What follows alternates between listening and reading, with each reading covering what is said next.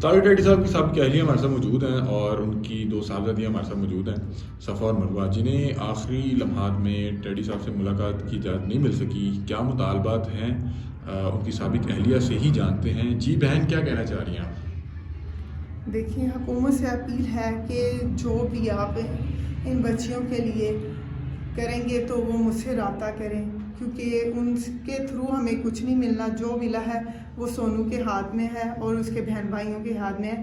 ان بچیوں کا بھی حق ہے۔ طارق ٹیڈی صاحب کی یہ بیٹیاں ہیں صفا اور مروہ، پلیز ان بچیوں کے لیے جتنا لوگ، حکومت وزیر اعلیٰ سے اپیل ہے کہ پلیز ان کے ماہانہ خرچے کے لیے بھی، اور جو بھی آپ نے ان بچیوں کی امداد کے لیے دیا ہے تو پلیز مجھ سے رابطہ ضرور کریں۔ آپ لوگوں کی ملاقات ہوئی تھی طارق صاحب سے ہاسپٹل میں یا نہیں ہو سکی؟ نہیں، ہمیں ملنے ہی نہیں دیا اور ہمیں آخری لمحے میں بھی ان کے جنازے پہ جانا پڑا اور انہوں نے ملنے نہیں دیا۔ کیا کہتے ہیں، کیوں ملاقات نہیں ہو سکی؟ کیونکہ شہباز اور اس کے بہن بھائی اور سونو بھی نہیں چاہتا تھا کہ یہ بچیاں باپ سے ملے۔ کوئی آخری لمحے یادیں ہوتی ہیں اپنے باپ سے ملنے کے لیے۔ میں نے پوری کوشش کی پر میں نہیں ان سے ملنے چاہتی تھی، کیونکہ ہمارا ڈیورس کے بعد حق ہی نہیں بنتا۔ اور میں اگر کھڑی ہوں نا اس ٹائم صرف ان بچیوں کے لیے کھڑی ہوں، صفا مروہ کے لیے، تو صفا مروہ کو حق دیا جائے۔ اور میرے سب پاکستان طارق ٹیڈی کے جتنے فین ہیں ان سے ریکویسٹ ہے اور حکومت سے بھی اپیل ہے کہ صرف طارق ٹیڈی کی بچیوں کو جو حق ہے وہ ان میڈیا والوں کے تھرو ہمارے تک پہنچایا جائے، بلکہ خود آ کے بھی دے سکتے ہیں، مجھے کوئی اعتراض نہیں ہے۔ اور مجھ سے رابطہ کرنا ہو تو ان کے تھرو، آپ میڈیا والوں کے تھرو کروا سکتے ہیں۔ اچھا، کیا وجہ بنی آپ کا رشتہ نہیں لمبا چل سکا؟ وہ شہباز تھا جس کی وجہ سے رشتہ چلا نہیں تھا۔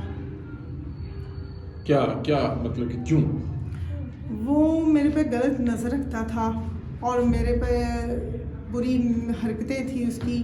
وہ چاہتا تھا کہ میں آپ کے ساتھ، میری زبردستی ٹانگیں پکڑ لیتا تھا، کبھی میرے شولڈر پکڑ لیتا تھا، کبھی میرا سر دباتا تھا، اور میں ایسے درگزر کرتے کرتے طارق ٹیڈی کو بتاتی تھی۔ وہ کہتے درگزر کرو، تھوڑا بہت گھر کو چلانے کے لیے، تماشا کرے گا وہ گھر میں، تم سے تنگ کرے گا اور زیادہ۔ میں پھر چپ کر کے، طارق ٹیڈی کی وجہ سے چپ تھی۔